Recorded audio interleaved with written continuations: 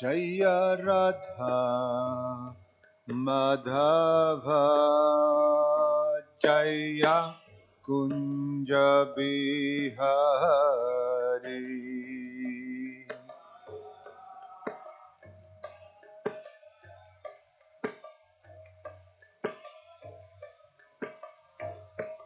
Jaya Gopi Jana Bhalabha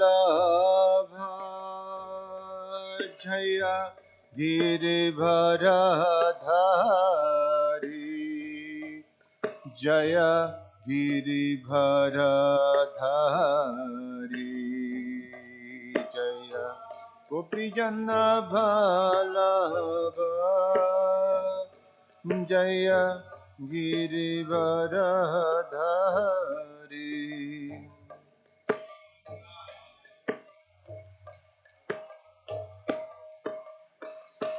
Jaya Gopi Jana Bhalabha Jaya Girivardhari Jaya Girivardhari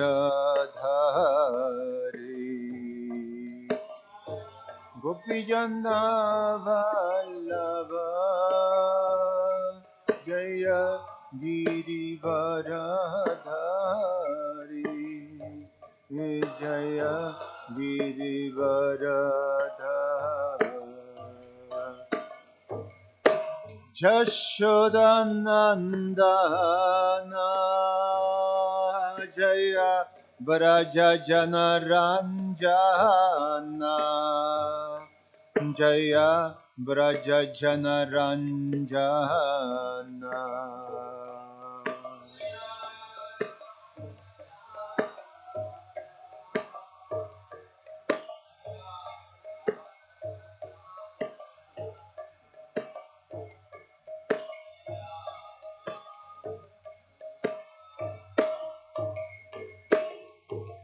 Jasoda Nandana Jaya Braja Janaranjana Jaya Braja Janaranjana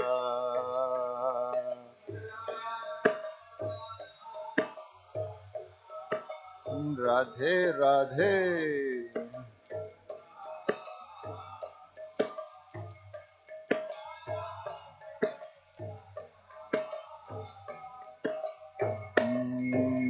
Jamuna Tiravanachari Jaya Kunja Bihari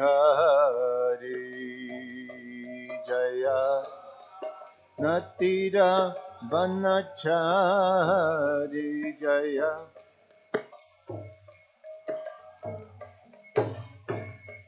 Jaya Jamuna Tiravanachari Jaya Kunja Bihari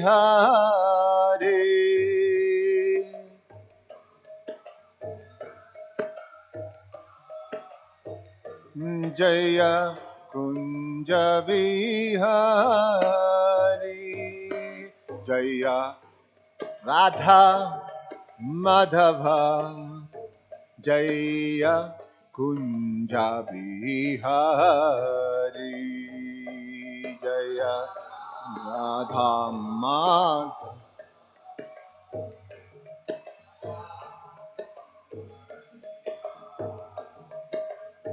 Jaya Radha Madhava Jaya Kunja Bihari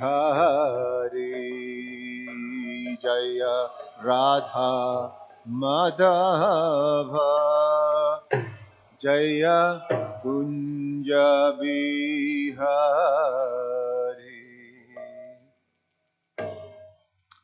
Jai Om Vishnupad Paramahansa Parivrajagacharya Ashtotara Sutta Srimad Hizavani Vaisaisi Bhaktivedanta Swami Shila Prabhupada Ki Jai Om Vishnupad Paramahansa Parivrajagacharya Ashtotara Sutta Srimad Hizavani Vais Bhaktisiddhanta Saraswati Goswami Maharaj Shila Prabhupada Ki Ananta Koti Vaishnava Vrinda Ki ISKCON founder Acharya Srila Prabhupada ki, Grantara Shrimad Bhagavatam ki, Nitai Gaura Premanandi. Oh, glories to the assembled devotees. Oh, glories to the assembled devotees.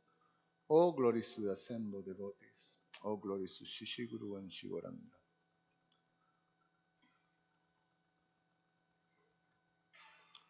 Om Namo Bhagavate Vasudevaya.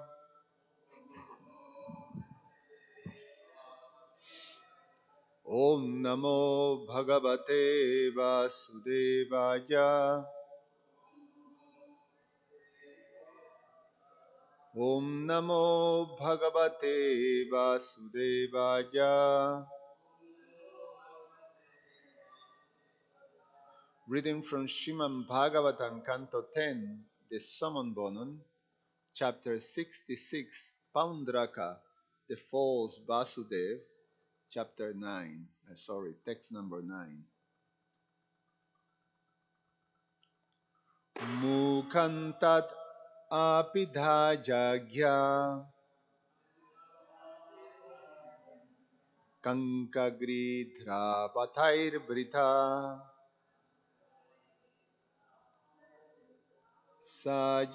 sajisyase hatastatra bhavita sharanam shunam. Mukhantat apidhagya jagya kankagridhra vathair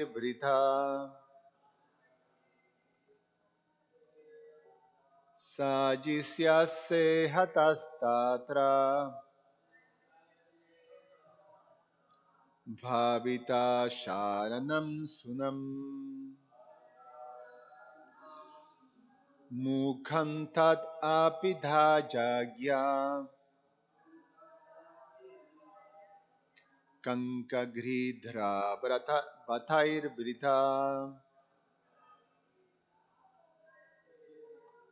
sajisyase hatastatra bhavita sharanam sunam. Please chant.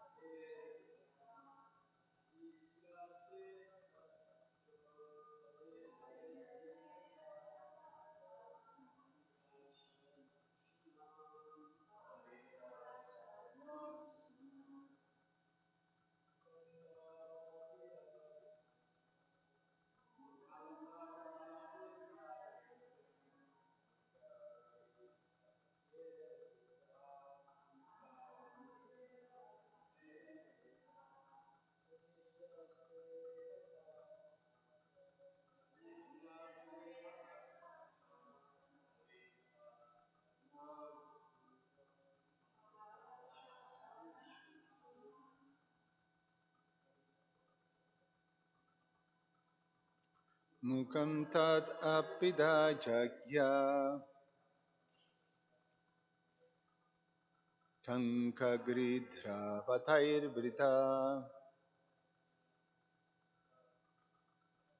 sajisyase hatastatra bhavita saranam sunam.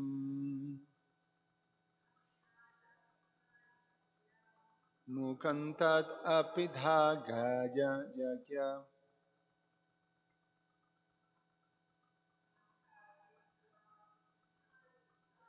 kankagridhra vathair sajisyase hatastatra bhavita sharanam sunam.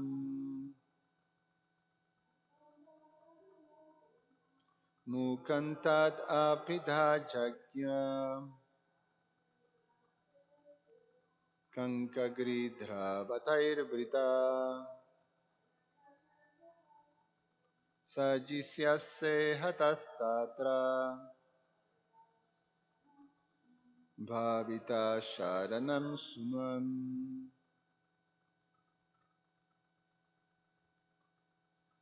Mukham face Tat that Apidhaja being covered Agya O ignorant man Kanka by herons Gridhara vultures Bataihi Ambata birds Britaha surrounded Sajisyase you will lie Hataha killed Tatra thereupon Bhavita you will become Sharanam shelter Sunam for dogs.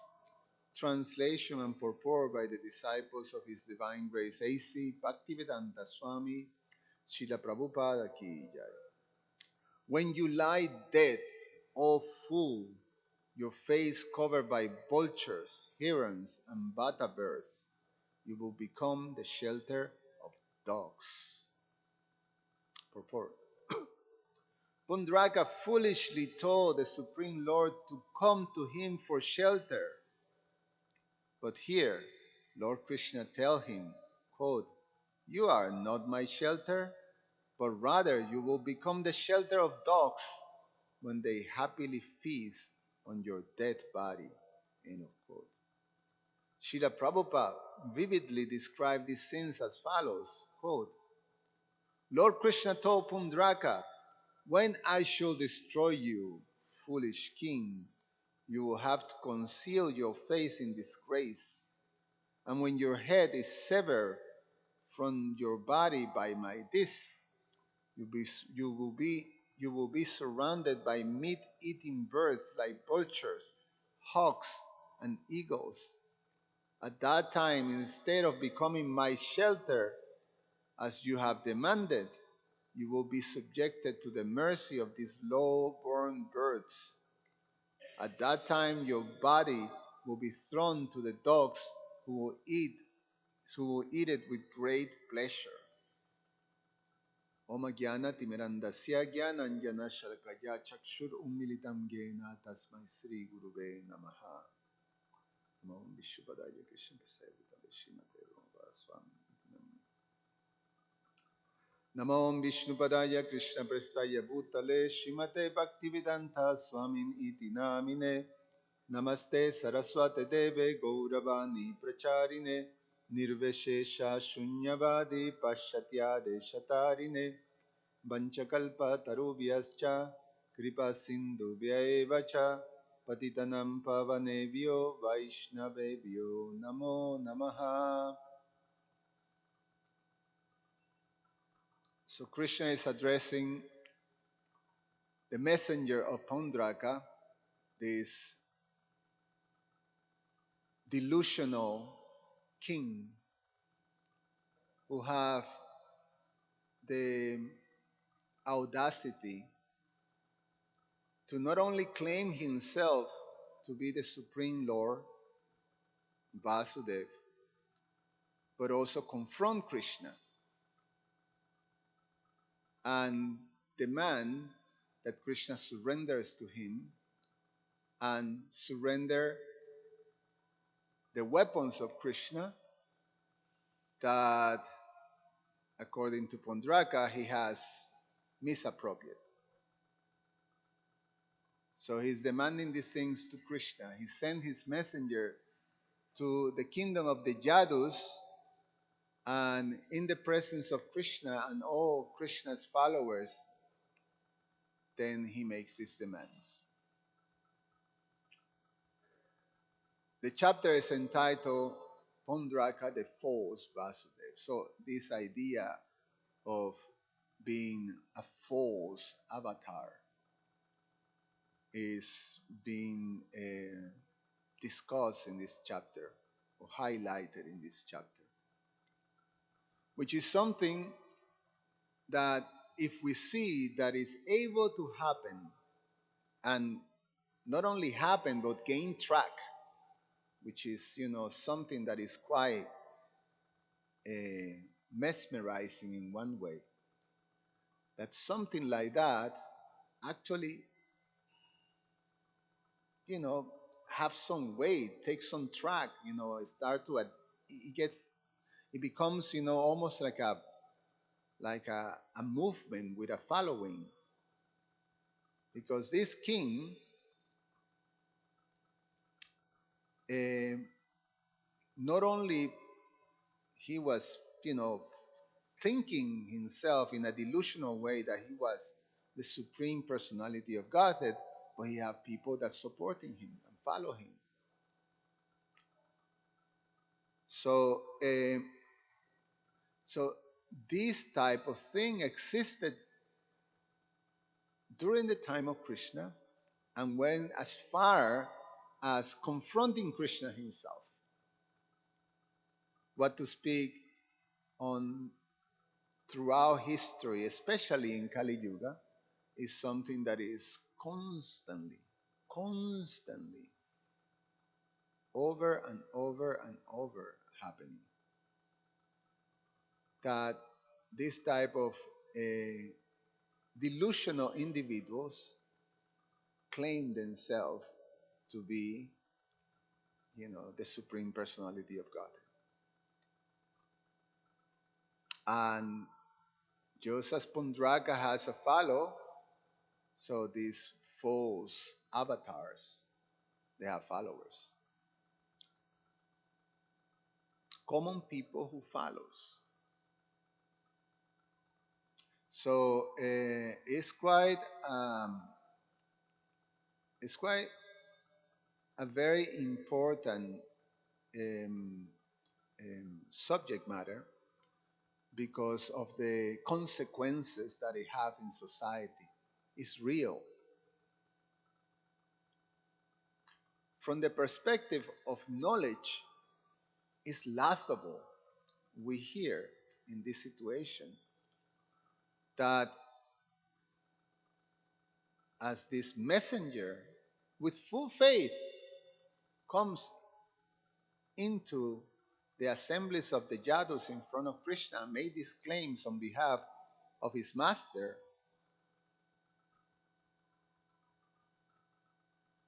is so the proposal was so crazy that the only reaction that you have is not of necessarily anger that here's someone who is blaspheming Krishna. It was just laugh. People just laughed about it. It was so silly and so outrageous that it just caused laughing. So, here is this man seriously coming, he's a messenger of a king. And in the culture, in the Vedic culture, a messenger is received with great respect. It's almost like being a diplomat. That you go into another country, so you treat it with the same respect that you would treat the president of that country. It's a representative of the country. So these type of messengers are treated with great respect. So he comes, he's giving an audience in the assembly, the Sudarshan hall, the assembly of the Yadus, powerful. He comes and makes his declaration. And seriously, when he finishes declaration, people look at themselves and they just, bah, just exploded in laughter. It's like, what? What's this? It's just laugh about it. Different than the situation when you have,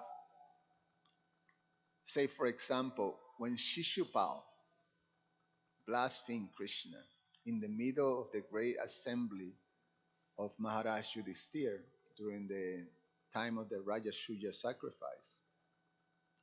Shishupal stood up and started to insult Krishna. The reaction was not laugh. The reaction was, all these warriors were pulling their swords ready to kill this fellow. It was anger. Bhima was, ready to destroy this guy. Bhishma was ready, all of them. In this situation, no, it's so laughable. But that's from the perspective of knowledge. The consequences of these false avatars is very, very heavy. And it's something that uh, that causes, society or common people, innocent people, to go further down into hellish situations. So it causes a great harm, great harm. In the Sri Upanishad, it is described as follows. Srila Prabhupada's purport is the mantra number 9 tell us that those who engage in the culture of nations activities shall enter into the darkest regions of ignorance. So, in the Ishopanishad, the culture of nations is described as a culture that is completely focused on sense gratification. Is a culture that is absorbed in the misidentification of the self as the body, and the purpose of life is to satisfy the body, is to satisfy the senses, sense gratification. It's the ultimate goal of life. So, um, so the result of being in this avidya or this culture of nations is that one gets thrown into the darkest regions of ignorance. And then the Ishopanishad tells us that worse, worse than this nation, uh, the followers of the culture of nations, worst are those who are engaged in the culture of so-called knowledge. So what does this mean? So-called vidya. Is the verse goes like this. Ya'u vidyayam rata. So the so-called is not really. So what does it mean? And Prabhupada explains that in the purport.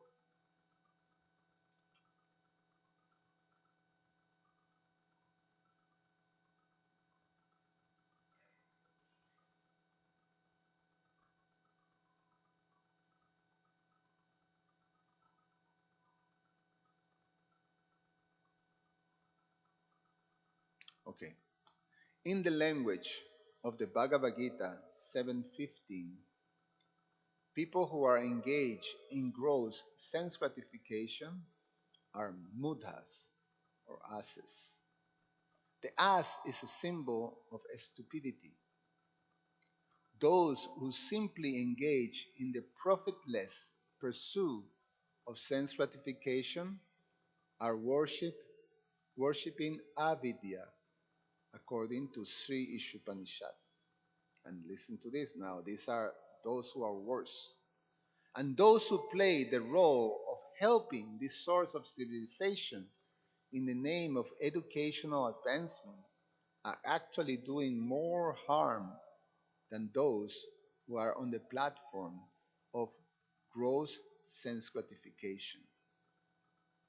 The advancements of learning by godless people is as dangerous as a valuable jewel on the hood of a cobra. A cobra decorated with a valuable jewel is more dangerous than one not decorated. So the the position that someone who have that type of gift of being a charismatic leader, especially when we talk about spiritual leaders, that are supposed, they're supposed to be representing the culture of Vidya.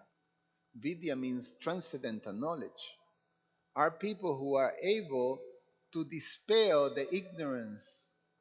The culture of Vidya is very important, and those who represent the culture of Vidya are the most important personalities in society, because by the culture of education in Vidya, then one dispels this culture of ignorance. So, if someone poses or take that position, and rather to dispel the ignorance of people, they in one sense enhances that type of ignorance, then it becomes the worst. It becomes the worst because they're facilitating the uh, falling down of common people. In the Bhagavad Gita, Krishna says that to this type of people he declares that actually not representatives of Vidya, the the definition in the Ishopanishad of Vidya is this Ishavasya principle that Krishna is considered to be the um, the proprietor of everything, everything in the universe. Ishavasya idam sarvam, that everything that is there is spiritual and material. It belongs to the personality of Godhead. And um, and that supreme being, he gave each one of us tena tyaktena bunjita. He gave us a particular quota that is just exactly for each one of us. Perfect. So that conception of understanding the position of the personality of Godhead and our position in relationship to him is called the culture of Vidya. Now, one impersonating falsely a teacher or a representative of Vidya is demoniac. It's a demoniac entity. And for those who are demoniac, then Krishna say, he will cast them into the lowest regions of the universe. He says that in chapter 16. He described that this type of people that are demoniac, and they not only cause harm to themselves, but cause especially harm to others. And especially the worst of the worst are those who don't take themselves down by themselves, but take a whole bunch of people behind them. Krishna says that bewildered by false ego, strength, pride, lust, and anger, the demons become envious of the Supreme Personality of Godhead, who is situated in their own bodies and in the bodies of others, and blaspheme against the real religion. So Pundraka is a perfect example of that. bewildered, completely delusional, bewildered in his false ego, as a king with the strength, an army, and he has a influence, pride, lust, and anger. It's this arrogance that comes in front of Krishna. Surrender your weapons, they're mine. Give me your chakra. And our acharyas describe that Krishna said, yes, I will give you my chakra. I will, you know, deliver my chakra, but it's going to go through your neck and boom, sever your head. Basically, Krishna is chastising him. After everybody laughs, then Krishna tells this demon that your the consequence of your foolishness is death, and Krishna is gonna um, take care of that, punish him. Similar in the Bhagavad Gita, Krishna explained to Arjuna that those who are envious and mischievous and who are the lowest among men, I perpetually cast into the ocean of material existence in various demoniac species of life. Attaining repeated birth among the species of demoniac life, O son of Kunti, such persons can never approach me. Gradually they sink down to the most abominable type of existence. It's a heavy consequence because it's a heavy type of crime. It's a heavy type of crime because uh, you're you're hurting so many people because people wants to put faith into something. Most people uh, they they're considered in one sense, you know, innocent, and and they will follow, but because of the propensity of being in ignorance, they don't know what's real and what's not real. Ignorance does that. So therefore, the position of those who represent and who teaches comes and do that in the name of transcendental knowledge is a great crime, and it have very very heavy consequences. And this is what Pundraka is going to face now. And it's throughout history, it's like that. We have, I just did a little, you know, research on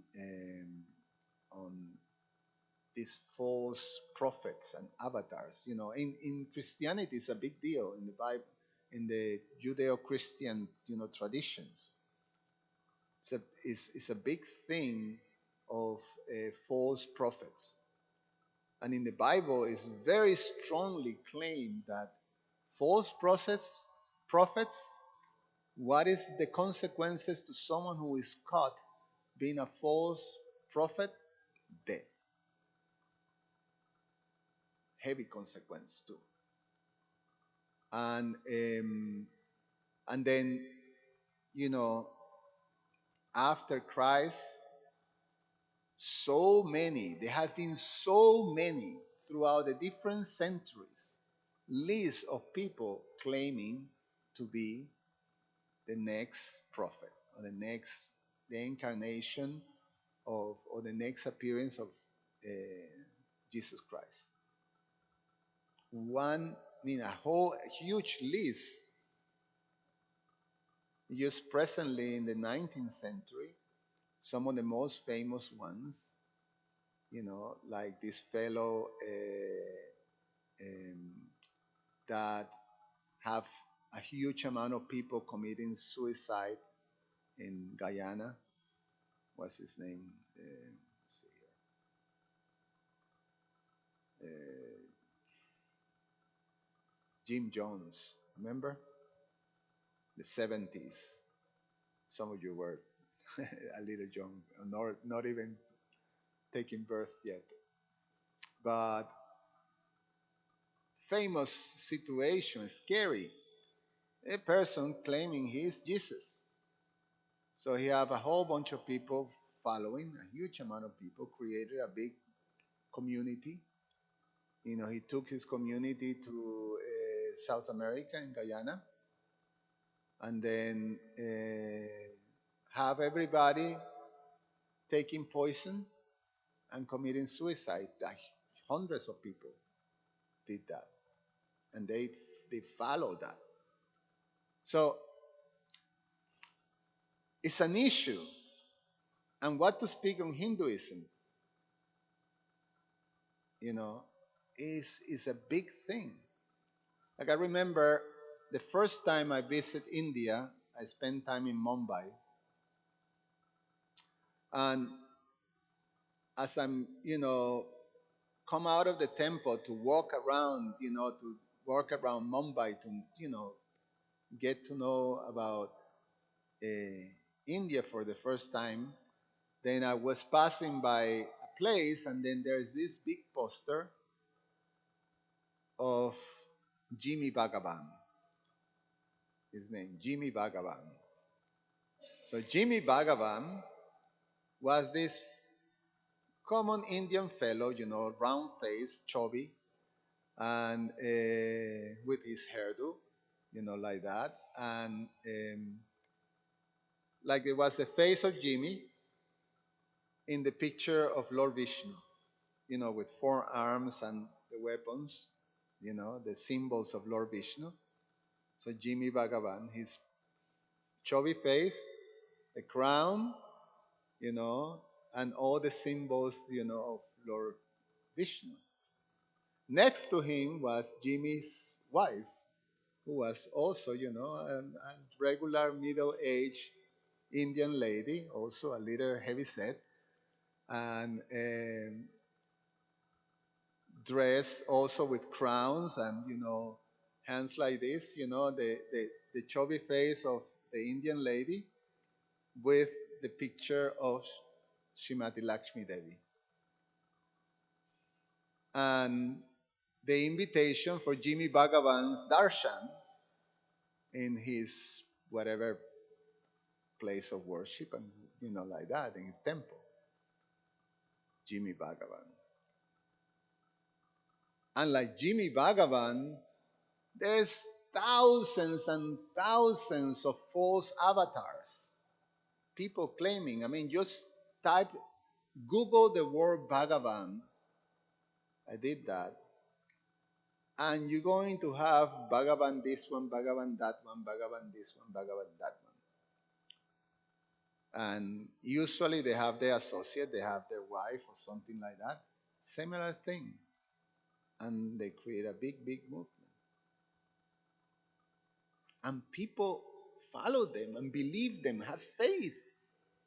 Like yesterday we were talking about during Krishna Archana's lecture, we were talking about, our experience in the world, in the parliament of the world religions with one of such, the followers of one of such false avatar.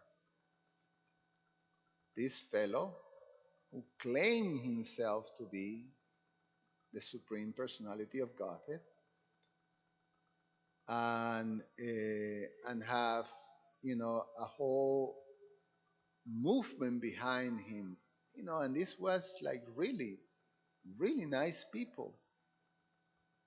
Some of them, you know, very well positioned, and respected people with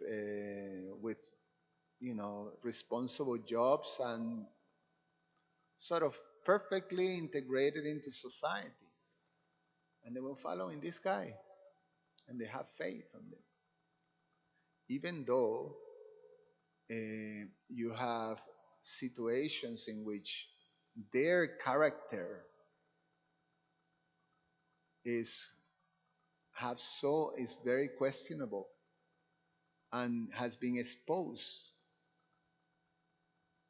But they're so invested in their faith that even these exposures of very abominable character, it doesn't deter them. We have, the the the example Bhagavan Sai Baba, you know, big ugly fellow with his hair like that. Uh,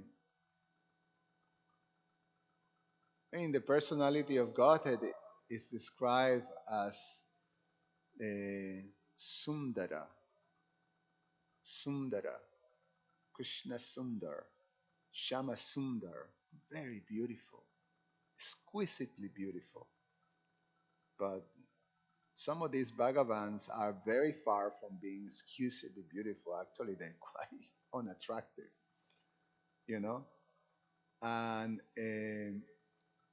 so, but, and it became exposed so many flaws, some abominable character. Still, it didn't deter people to actually have that type of faith. There's so much investment. So it entangles further and further people into ignorance and delusion. There's another case just recently just being exposed because there's a very nice person that has been came into our community uh, through kirtan programs, and is a follower of also one of those uh, folk, false avatars, and and it's incredible. I mean, this person's like this devotee of this um, congregation member is the heart is so attractive to the devotees and to kirtan and to the deities, but is completely taken by this cheater. And she believes she have this wonderful fortune of being uh, taken under the shelter of the personality of Godhead in human form. Is quite. I mean,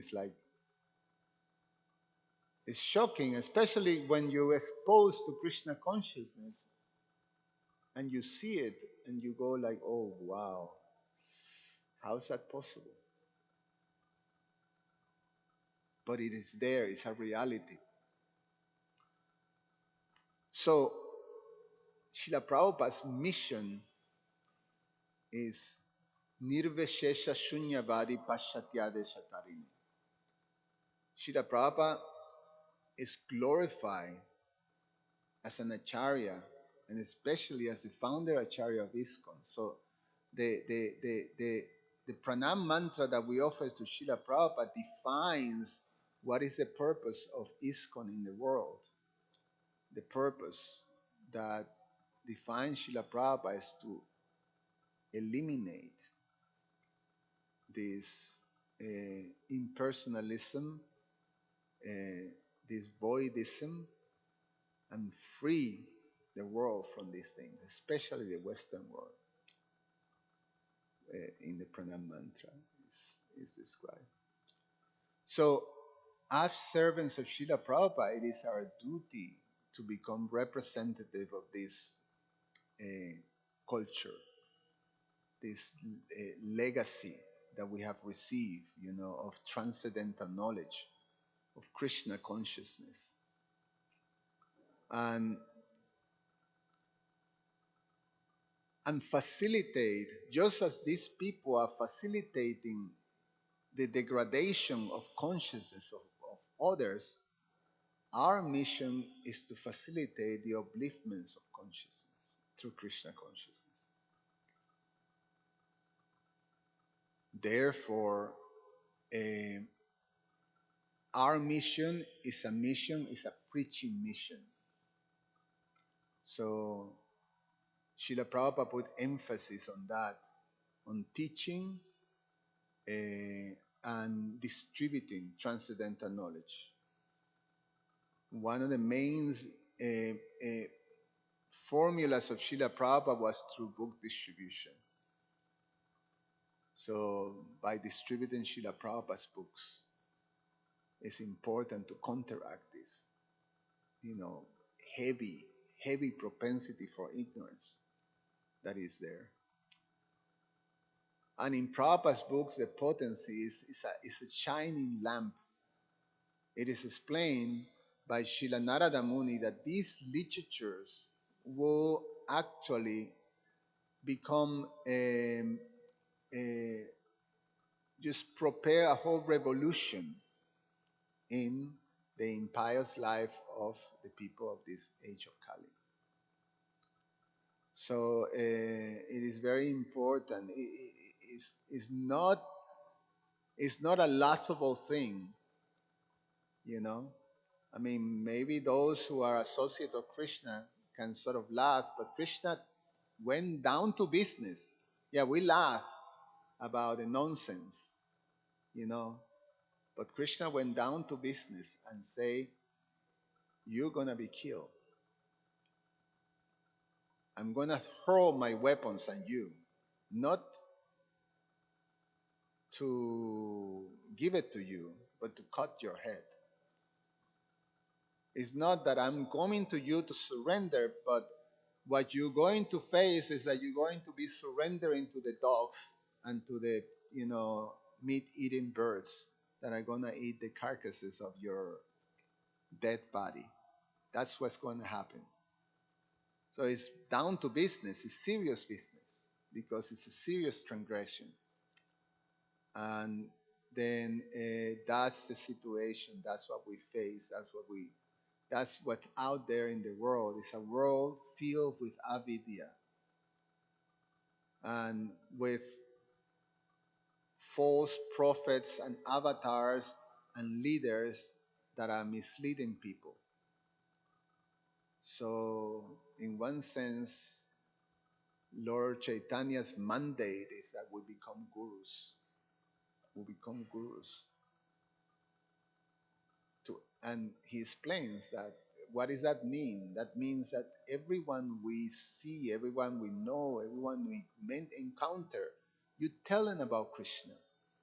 You tell them about Krishna and the message of Krishna as delivered in the Bhagavad Gita and received from the transcendental disciplic succession that represents Krishna.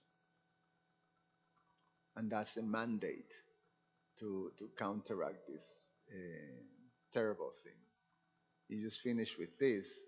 Srila Prabhupada explains that the formula is simple, is for a devotee. You receive this knowledge and embrace it. So you chant Hare Krishna and you teach others to chant Hare Krishna. So these two things. So you receive the gift and you pass the gift to others. And it's important because it's a real thing. I stop here. Any comments or questions?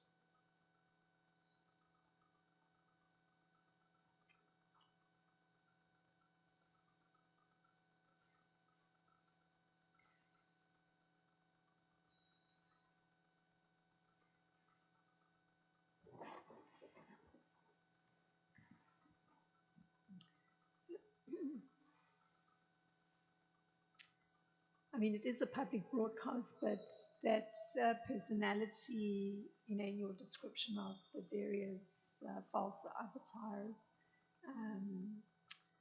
that particular personality that was claiming to be God, that we got exposed to at the Parliament of World Religions, The people had actually bought him 2 islands. Yeah. Serious. Yeah. He got, and they you know, on their claim, they cheat people to actually provide all kinds of opulences for these false avatars.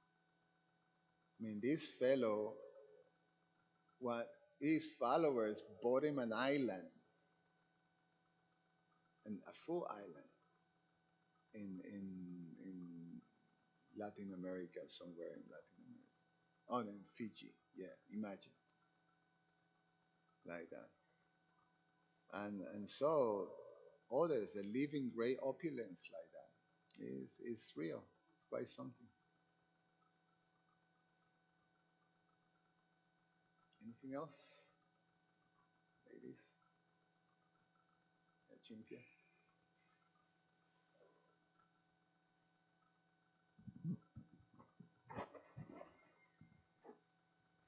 Hare Krishna, thank you for the class. Um, I have a question about these false prophets or false avatars. So I did at one time of my life I did watch a lot of movies about these false prophets just to know how to distinguish them from the actual, I guess, prophets. Um, and at this point, and sometimes like so obvious, how other people like, and then hundreds and hundreds of other people follow them, even though these false avatars and false prophets, they do have these flaws, they're not perfect. And however, like hundreds of people follow them, do people like lose their mind? Don't they, did they lose the ability to see who is in front of them that's not actually God? And at the end, a lot of these false prophets, they just like, collect a lot of money from the people, and they just get arrested, whatever, or inspire these people to attempt suicide.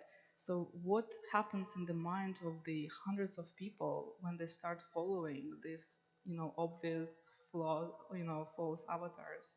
Yeah, it's quite mesmerizing, to understand how is it possible.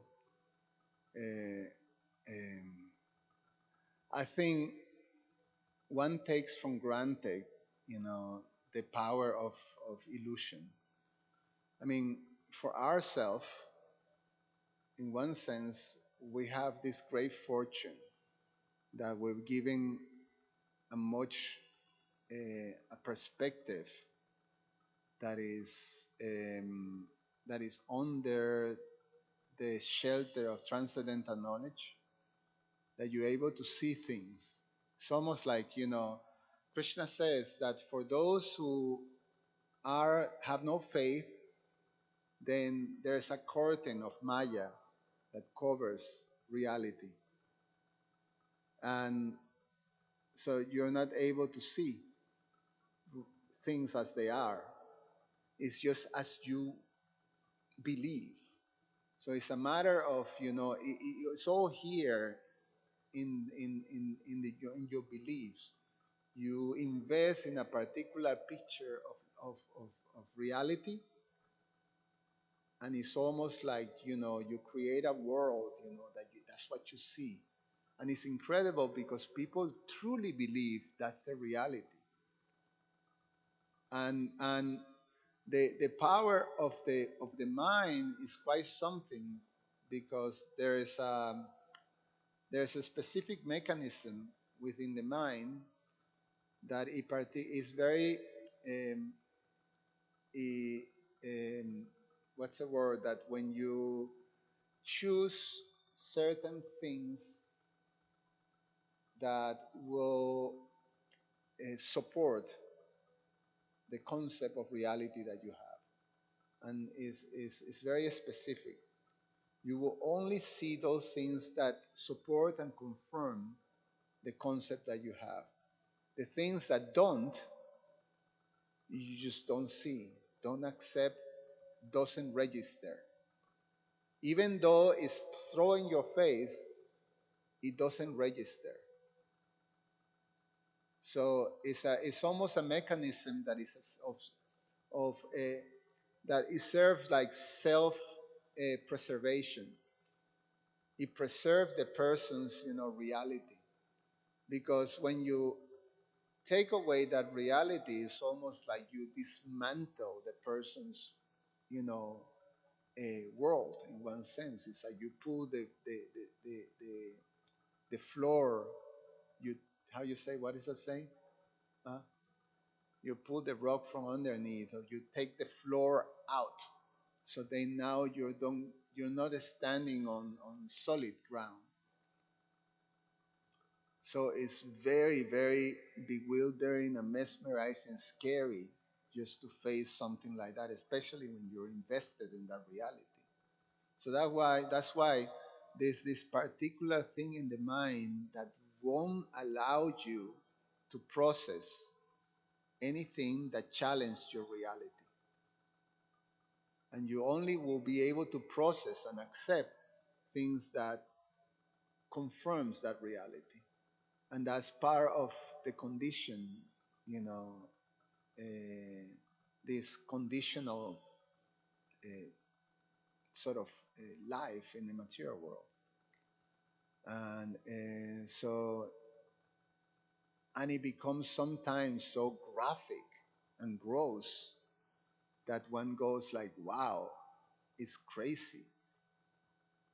Say some of the things that the followers of this politician, that goes, the type of things that they go as far to follow someone who has been uh, caught cheating and constantly telling lies, and he's been caught, of taking advantage of taking money from these regular, simple people